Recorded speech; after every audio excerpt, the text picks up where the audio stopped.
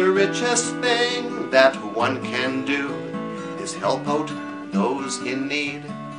An inspirational day on the Noon Show today. We have some guests that will inspire you as well. Doctors Myron Simkole and Cynthia Maung are an inspiration to many because of their work with the group Medical Mercy. We'll hear about their efforts in Thailand and the Ukraine. Joining us today is one of the founders of Medical Mercy Canada, Dr. Myron Simkole. And we are also very privileged today to have with us a woman who works directly with Burmese refugees in Thailand. Dr. Cynthia Maung runs several clinics on the Thai border that serve more than 20,000 refugees, I understand. It is a privilege to have you in our studio. Both of you, actually. Dr. Maung, you have just been awarded a very significant award. Could you tell us about that? Since I left from the Burma in 1988, I established clinic and mobile medical team for both Burmese people inside and outside Burma.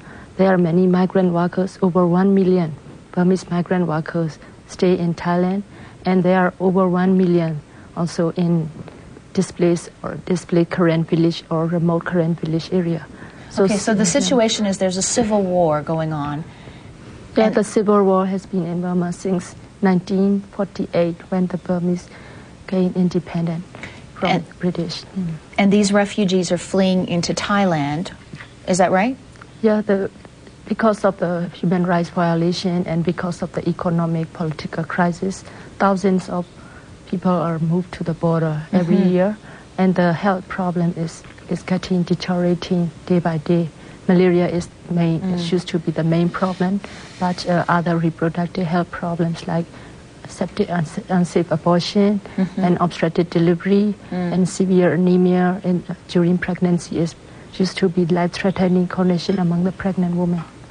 So I realize that you probably treat in your clinics all sorts of people, but I understand it's mostly women and children that you focus on. Is that right? In the past, we have most of the migrant workers are young adult men, but gradually since the economic crisis and the human rights abuses is getting worse, children, women, commonly, and the whole family left from Burma. And because of the school closure, many children interrupt their education and they come and work in Thailand. So different kind of age groups, and there are different health problems is growing along the border. Dr. Simkole, I can tell that Dr. Maung is not willing to blow her own horn. So maybe you could tell me about the award that she was granted earlier this week.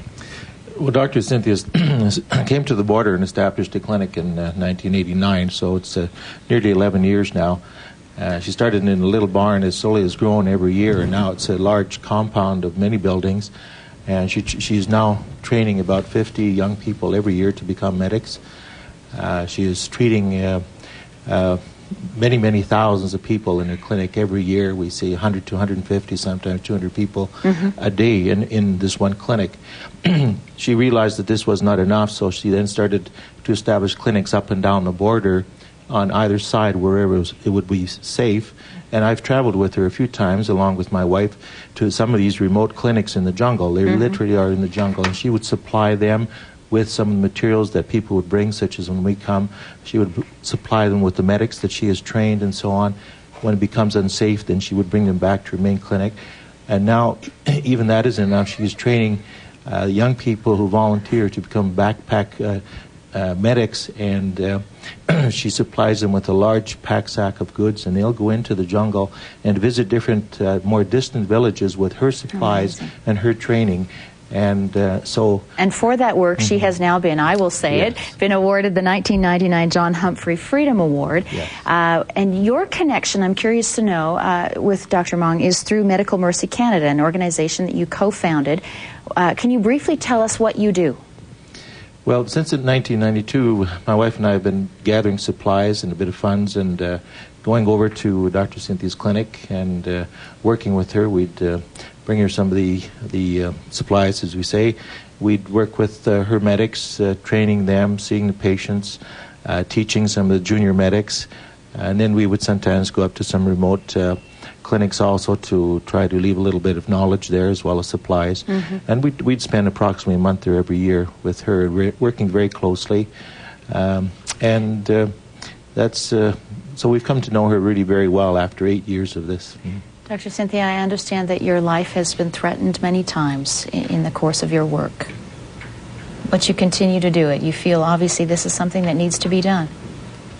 Yeah, there are many people suffering along the border or both inside and outside Burma, but the medical problem is growing, but there are many people who can't take care of them. There are many medical NGOs, but among the migrant workers, the Thai public health or the other NGO can't do not much.